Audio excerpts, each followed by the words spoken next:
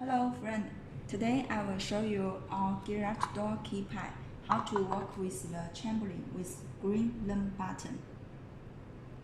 As you can see in our menu, the opener with smart learn button is belong to type 1, so let's follow the programming type 1.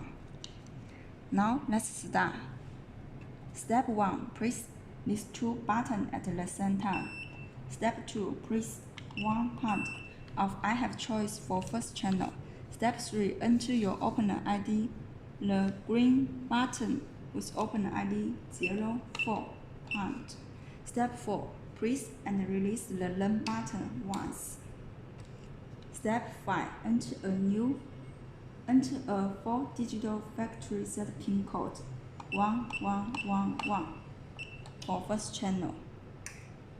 Step 6, let's test it and press again 1111. As you can see, it can working together.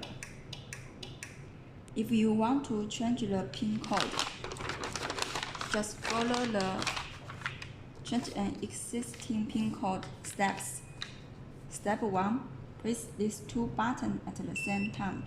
Step 2, enter a factory set pin code 1111 for first channel. Then enter a new pin code such as 6666 pound. Now let's test it. 6666.